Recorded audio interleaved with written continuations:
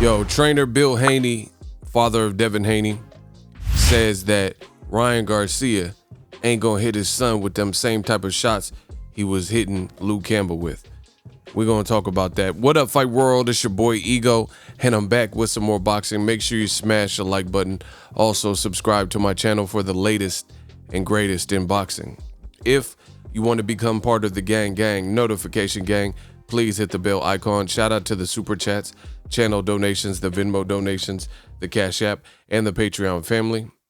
Yo, we working. Cash App, $Boxingego. Let's get it. Now, link in the description. There's an interview with Bill Haney. Him and his son were ringside after Ryan Garcia defeated Luke Campbell. And I must say, it was a fun fight.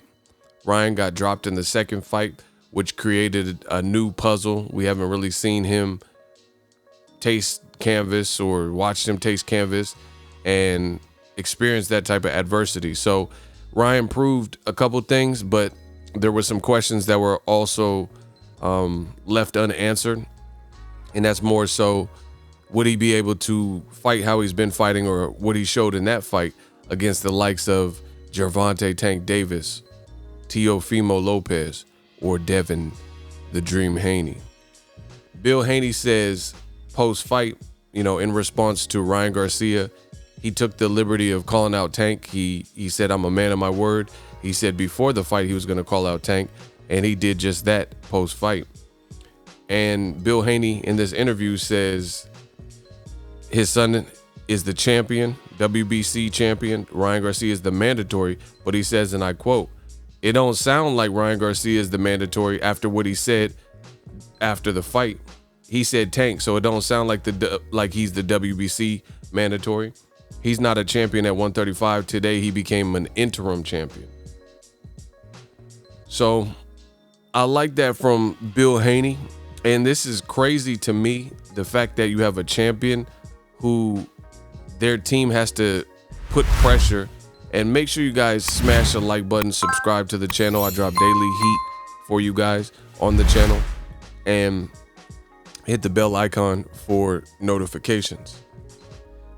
So it's crazy to me to think that a professional team and a champion team like the Haneys, they have to almost pander or solicit to a challenger to want to fight them. Like I don't know what's happening in boxing, but I don't like it.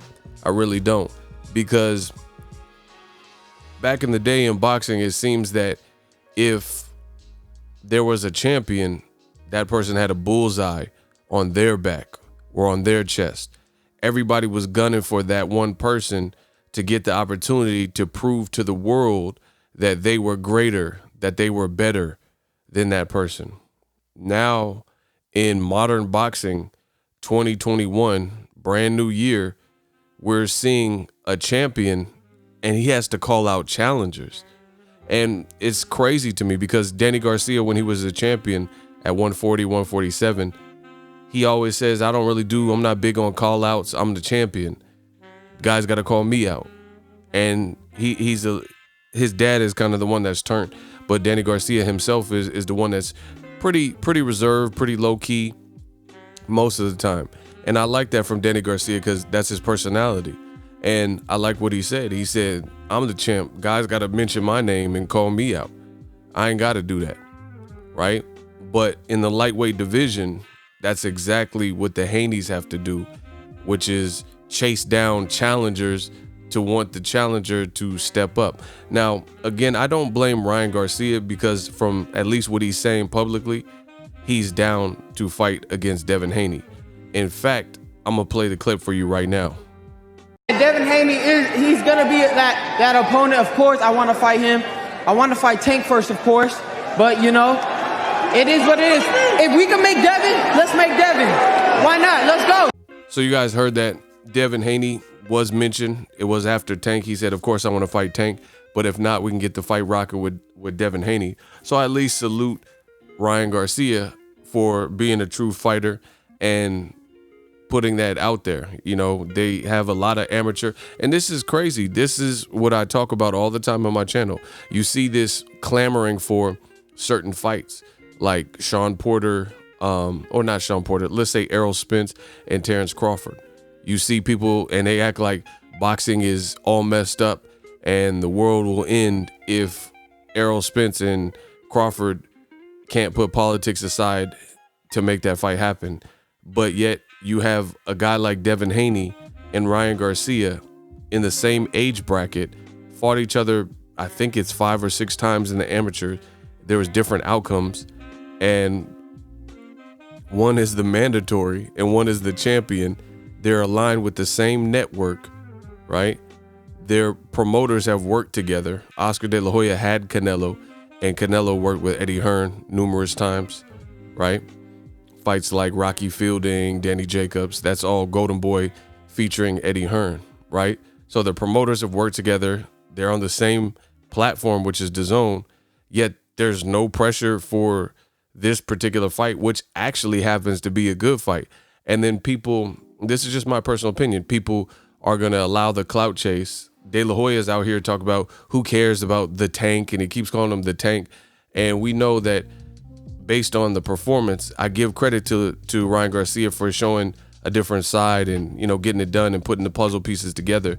But I think it's pretty unanimous that most people believe at this point Tank would probably be too much for Ryan Garcia in terms of experience, power, and the flaws that were showed in the Ryan Garcia fight. So to me, that's not even a realistic fight. Beyond that, I don't think, you know, beyond the fact that I don't think Golden Boy would make that fight despite if Ryan wants it, you got to understand that Oscar De La Hoya and Ryan Garcia were at odds publicly, and Oscar De La Hoya not too long ago was saying that Virgil Ortiz is his prime prospect, his best prospect, right? There was a public feud. Now that he's lost Canelo, Oscar De La Hoya is all of a sudden saying, you know, being more attentive to Ryan Garcia. And I hope the Garcias see this. I hope they see that a couple months ago, 6-8 months ago or whenever it was, that Virgil Ortiz was the priority. And then now that Ryan's so popular and he's amassed this crazy following and Canelo leaves, now all of a sudden Ryan Garcia's project becomes the Class A top shelf #1 priority with Golden Boy. Funny how that works. But Oscar De La Hoya was just less than a year ago having this public spat with Ryan Garcia and not wanting to pay him more than $200,000, $250,000 or whatever it is. Now all of a sudden Canelo leaves and Ryan Garcia is this big superstar, and he's talking him up, and he's actually bashing Canelo. I've heard some recent things where he said Ryan Garcia is going to be 10 times bigger than Canelo, and that's just a dumb play because it looks like you're salty, looks like you're crying over spilt milk. But besides that, Ryan Garcia doesn't want to be pitted. Well, I can't speak for him, but I would imagine, and again, make sure you guys like and subscribe. I would imagine that Ryan Garcia doesn't want to get pitted against his big bro who just went to the fight to support him. And big bro being Canelo Alvarez, his man and trainer, Eddie Reynoso, trains the both of them. So for Ryan Garcia, he don't have no beef with Reynoso's, or he don't have no beef with Canelo. He looks up, he says, he literally told Canelo post-fight after the Luke Campbell, they had him mic'd up, and he said, I couldn't have did this without you. I learned so much from you. So for De La Hoya to play this game because it didn't work out with Canelo and him, I think that's a bad look. And I don't think Ryan's going to turn on somebody that he probably looks up to, you know, in Canelo Alvarez, and he's in Canelo's gym. But Oscar De La Hoya is throwing this out there saying Ryan's going to be bigger, you know, as if, you know, it's not little bro and big bro. So it's just a weird dichotomy and a weird situation going on with Golden Boy. But we'll see how it all plays out. I think Ryan, you know, I can definitely see him moving on from Golden Boy if the opportunity presents itself, because it just seems like a huge conflict of interest. It was very awkward seeing Ryan jump on Eddie Reynoso and Canelo and hug them first, and then Oscar's just in the distant background, you know, while they're in the foreground. And his relationship obviously is not the same with Canelo. It just looked awkward, you know, as a TV moment. And now Canelo's a free agent, so we have to see how it plays out. But back to this Devin Haney You know, I don't think Oscar would put Ryan Garcia in there, but the fans need a pressure for the fight because it's a great fight, and the fighters should, you know, if Ryan's so good and so popular in terms of his branding, then let him steer his career. And he's saying he wants the Devin Haney fight. Devin Haney's pops, he's saying it's a great stylistic match. He's saying my son ain't gonna get hit with that. My son won't get hit with those type of shots. So Devin Haney, he's the sharpshooter. You know, he has more power than people probably think, but he's not known as the puncher that Ryan is. Ryan got speed. They both got speed. You know, it's just a great stylistic matchup.